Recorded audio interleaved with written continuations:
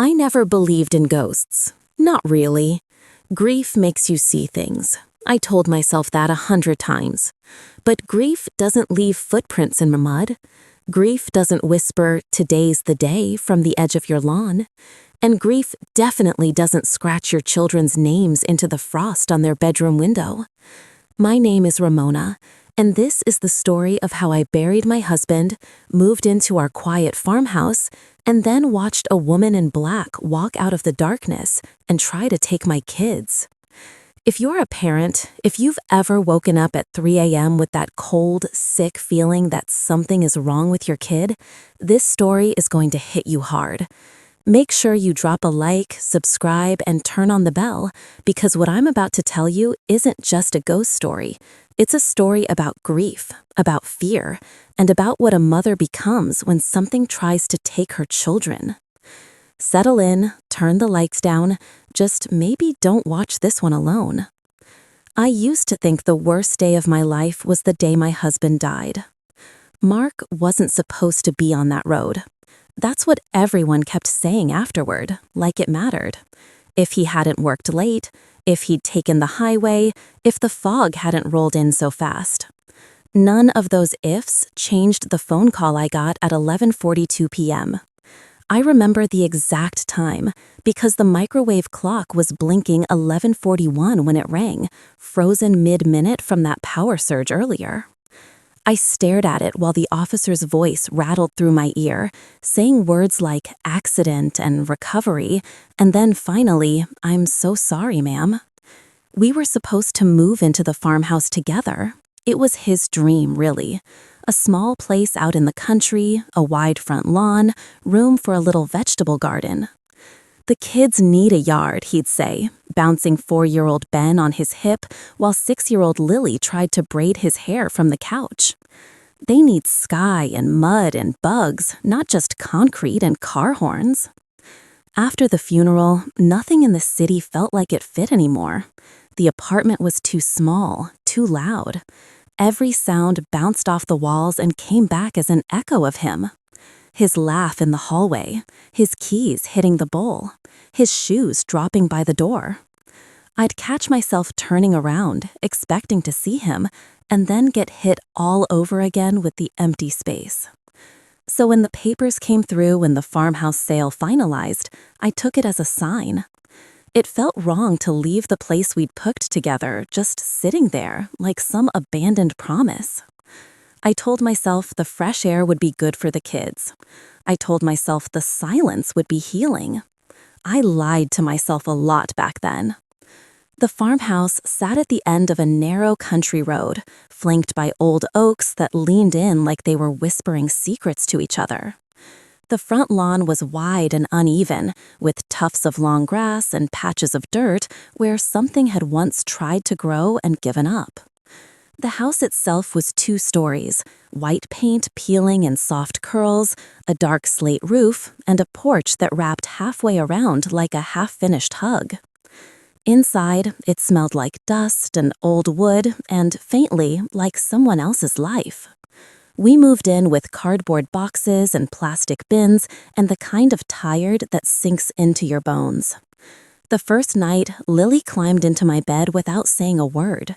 She just dragged her blanket behind her, eyes too big and too old for 6, and curled against my chest like she had when she was a baby.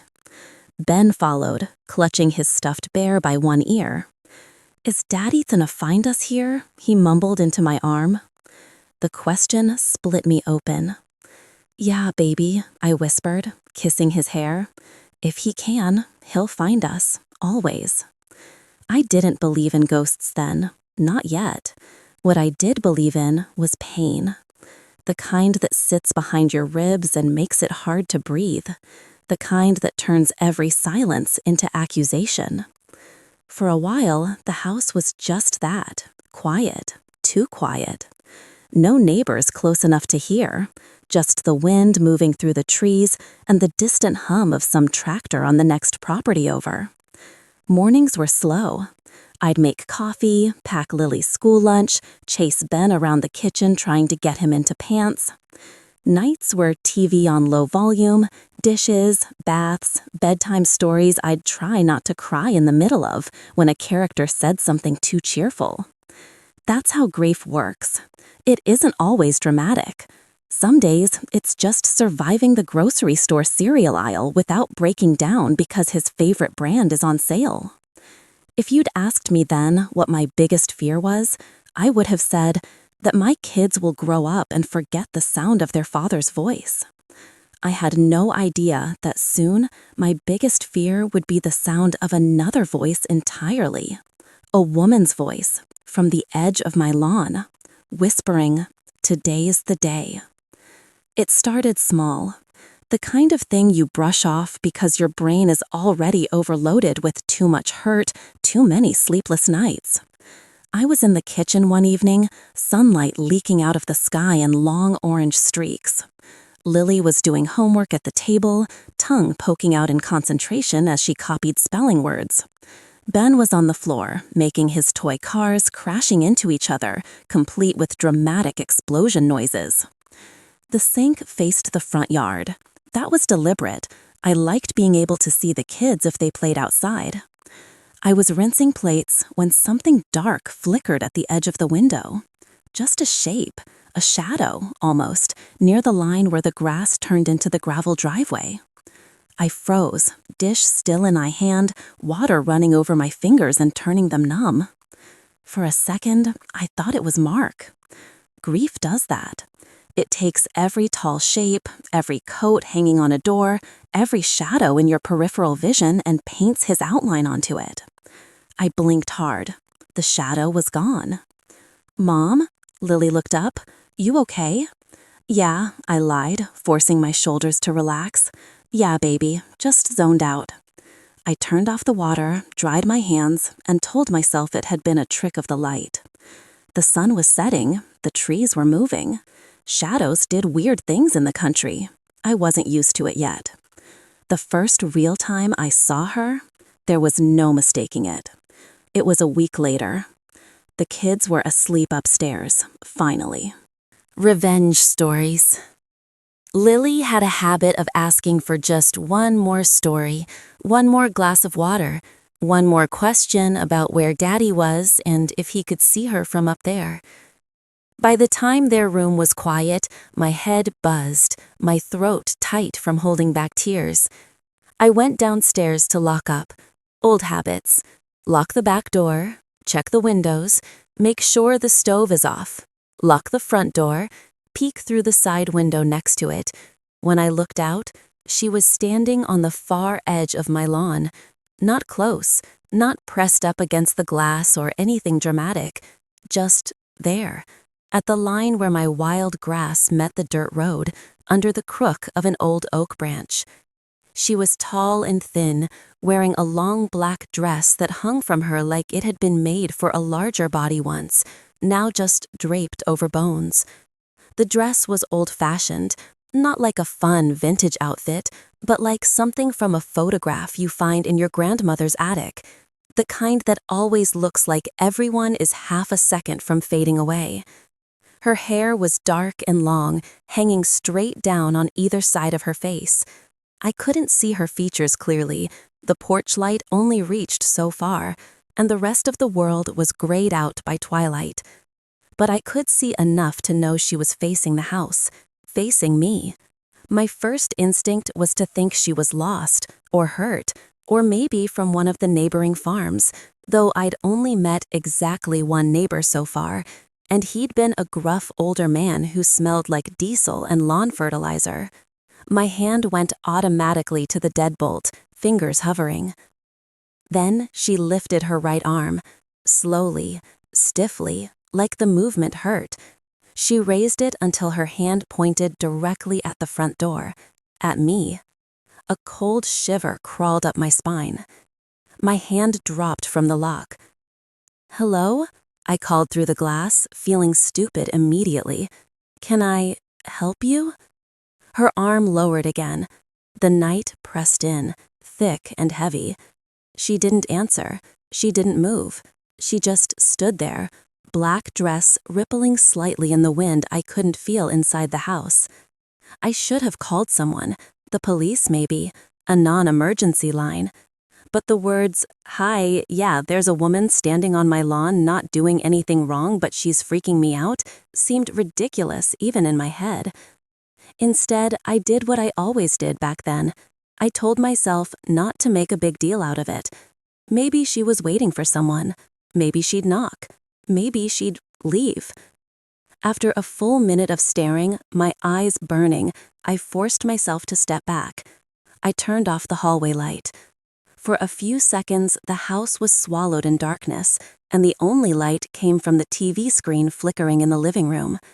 I peeked once more through the glass. She was gone. Just grass and dirt and the thin white strip of road. I exhaled, not realizing I'd been holding my breath so long my lungs hurt. Probably nothing, just someone passing through. Maybe she'd cut across the property. Maybe. That night, I didn't sleep. Every creak of the house, every soft thump of old wood settling felt like footsteps. I lay there with my eyes open, watching the rectangle of my bedroom door, listening for anything that didn't sound like the building itself.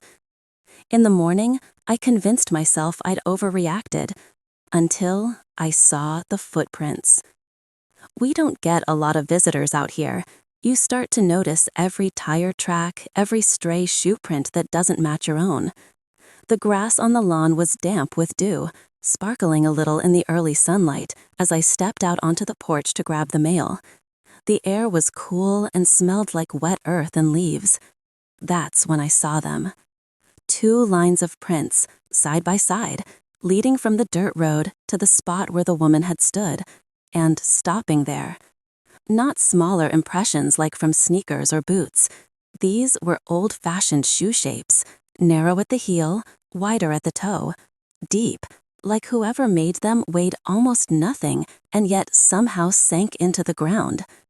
I crouched down, heart thudding. The prints were crisp, edges sharply defined, like they'd been pressed just moments ago. The distance between them was wrong, too far apart, like she'd either taken very long steps or not many at all. "Mom," Lily called from the doorway. "I can't find my other sock." I jerked my head up, the spell broken. "Be right there," I called back, forcing my voice to sound normal. When I looked down again, for one split second, I swear, I saw moisture evaporating from one of the prints, a tiny curl of steam rising into the cool air. I told myself I'd imagined it. Later that day, in the grocery store parking lot, I almost convinced myself she'd been a hallucination. Revenge stories. Soft tone. My therapist had mentioned those in one of our sessions. The brain reaching for familiar shapes.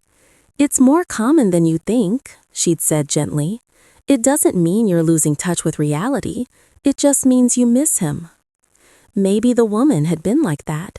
My brain giving form to the shapeless fear that followed me around now. That theory lasted until the second time she appeared. It was 3 nights later, and this time, she spoke. The kids were asleep. I was on the couch, TV playing some show I wasn't really watching. The farmhouse felt like it always did after 10 p.m. Too big for just 3 people, every corner full of shadows. I got up to stretch, rolling my shoulders, my back popping. Absent-mindedly, I wandered toward the front door, maybe to check the lock, maybe just to have something to do. As I passed the narrow window beside the door, something moved outside. My body reacted before my brain did. I stopped. She was there again. Same spot, same distance, same black dress, hanging heavy and wrong. Only this time, her head was tilted just enough for me to see a sliver of pale face. Her skin looked off. Not just pale, but gray, like candle wax that had cooled. I couldn't see her eyes. They were swallowed by shadow, but I knew she was looking at me. "Who are you?" I whispered. Her head jerked slightly, like a puppet pulled by a string. Then, in a voice that sounded both far away and directly in my ear at the same time, she said, Today's the day. The words slid through the glass, through the wood, through my skin. My throat closed. I stumbled back from the window, slamming into the small table behind me. A photo frame clattered to the floor, the glass cracking. "What?" I croaked. "What did you say?" She didn't repeat herself. She didn't move at all. But somehow, I knew she was smiling. I white-knuckled the edge of the table, forcing myself to inch forward. I flipped on the porch light with shaking fingers, flooding the yard with a weak yellow glow.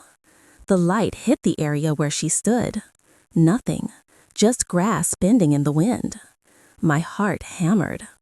I flicked the light off and on again. Nothing. That night, I locked every door twice, checked the kids 3 times, lay in bed with my phone in my hand, debating calling someone. But what would I say? "Hi, I'm a widowed mom alone in a farmhouse, and a ghost in a Victorian dress told me today's the day?" I kept it to myself. The next morning, I tried to be normal. I made pancakes. The kids cheered. Lily chattered, Ben played, but something in the air felt wrong. "Hey, Bug," I asked Lily as I packed her lunch. "You sleep okay?" She shrugged. "Yeah, my room is noisy though." My shoulders tensed. Noisy how? Like scratching on the window? I thought it was a tree, but there's no tree. I nearly dropped the knife. "Probably the wind," I lied. After dropping Lily at school, I checked her window. There were 4 thin scratches on the inside of the glass. Too thin for a finger. Too straight for coincidence. Later, I walked to the edge of the lawn where she'd stood. The air felt colder there, the ground heavier. I noticed a small stack of rocks by the fence, 5 stones neatly piled, a grave marker. Beneath them, half buried, was a tiny old shoe, a child's. That night, she came closer. I don't know why I opened the curtains, but when I did, she was halfway up the lawn, closer, clearer, her dress in tatters, her hair clinging to her face, her eyes black wells. She smiled. "Stop," I whispered. "Please stop." She opened her mouth. "Today's the day." For what? A trade. 1 for 2. Me for my children. "No," I said. "No." "Mom?" Lily stood on the stairs. She saw the woman. "That lady is back," she said casually, "the one from my window." My blood ran cold. The woman moved closer. "Run," I whispered. The storm came that night, the worst I'd ever heard. Thunder shaking the house, wind screaming, and beneath it, knocking. 3 knocks. Pause. 3 knocks. Pause. I gathered the kids into my room, made a blanket fort, told them not to come out. The knocking stopped. The humming began. A woman's voice, low, broken. I stepped into the hall, gun in one hand, Bible in the other. "You wanted a trade," I said. "I'm here. Take me. Leave them alone." She appeared behind me, crawling, hanging from the ceiling. Her voice 100 voices. "The house takes," she whispered. "It took mine. It took yours. It will take again." "Then take me," I said, "not them." She lunged. I fired. The house screamed. She shattered like burnt paper. "You'll hear them in the walls," she whispered as she crumbled. She vanished. The storm quieted. Morning came. I called my neighbor. His face changed when I asked. He told me about the twins who vanished here, the mother who followed them into madness. The house that takes. "What do I do?" I asked. "Bury what needs burying," he said. "Tell this place it doesn't own your grief." I buried the tiny shoe. I put up photos, opened boxes, filled the house with laughter again. Months passed. Sometimes I thought I saw her at the edge of the lawn, watching, but smaller, softer. Then, one day, she turned and walked toward the river. In the end, there was no exorcism, no holy water, just a mother who screamed at the darkness trying to take her kids. I didn't beat the evil. I didn't destroy it. I just refused to belong to it. That was enough. Grief is a door. You can walk through it and never come back, or you can slam it shut. I don't know if the woman in black found her children, but as long as I'm here, today is not the day. If this story made your chest feel tight or your stomach drop, you're not alone. Grief, fear, that sick 3 a.m. feeling that something's wrong, they're real, whether or not you believe in ghosts. If you want more deep emotional horror survival stories like this, hit like, subscribe, and ring the bell so you don't miss the next one. And tell me in the comments, if you were in Ramona's place, what would you have done when the woman in black whispered, "Today's the day"?